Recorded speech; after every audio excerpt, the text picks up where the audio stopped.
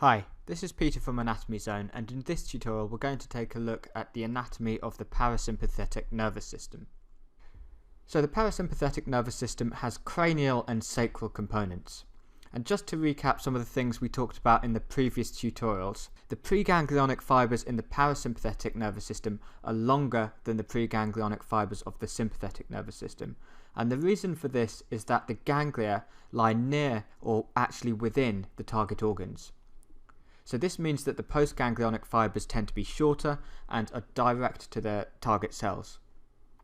So longer preganglionic, shorter postganglionic in comparison to the sympathetic nervous system. So we'll look at the anatomy of the parasympathetic nervous system by first looking at the cranial outflow and then looking at the sacral outflow. So looking here at the top of this diagram, the cranial outflow of the parasympathetic component is found within nerves 3, 7, 9 and 10.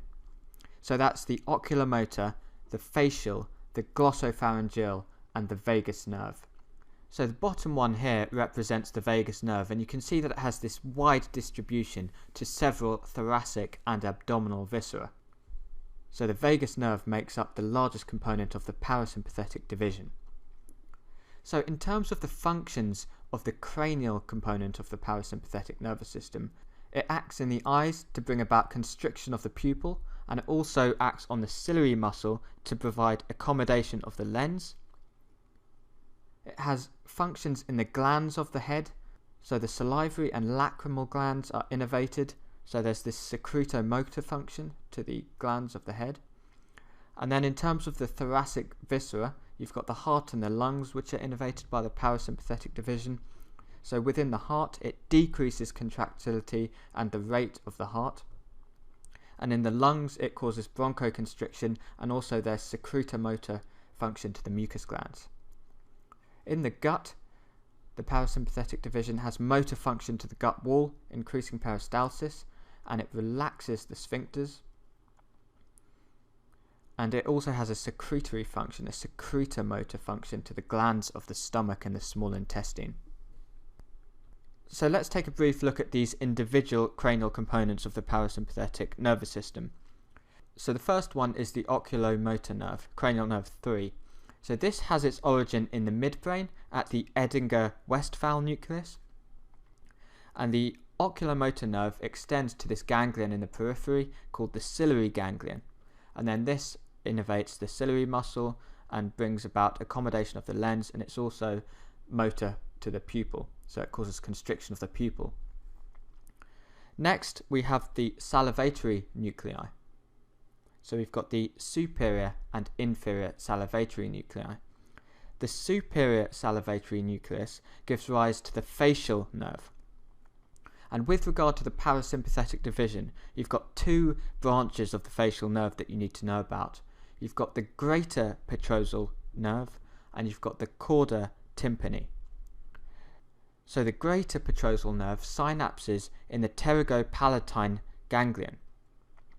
And from here, it has secretomotor function to the lacrimal glands and also to the nasal and palatine glands.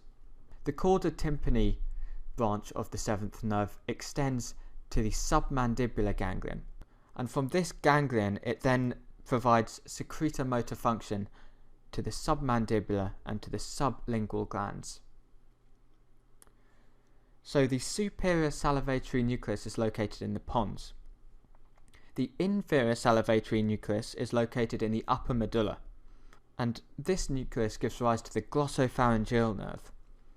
So the lesser petrosal branch of the glossopharyngeal nerve extends to synapse in the otic ganglion. And the otic ganglion provides postganglionic projections to the parotid gland. So moving on to the final nerve, the vagus nerve. This is different because it doesn't have this peripheral ganglion in the head. So it originates in the dorsal motor nucleus of the vagus in the medulla, and it's got this wide distribution to the thoracic and abdominal viscera.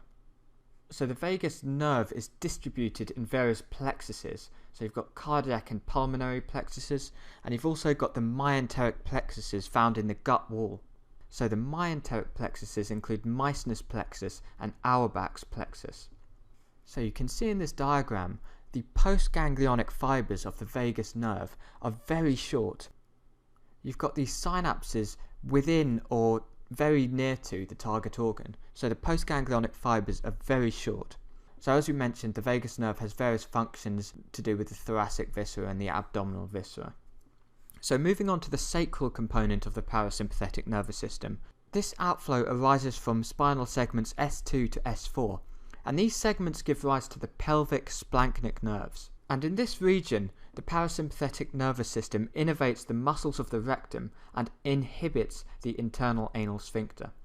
It also stimulates the bladder wall, the detrusor muscle of the bladder wall, and inhibits the internal urethral sphincter.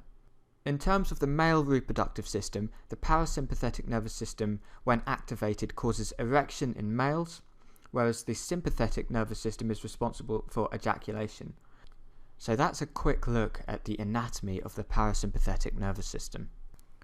If you have found this video helpful, please click the like button, subscribe to our channel, and make sure you check out some more of our videos. Thank you for watching.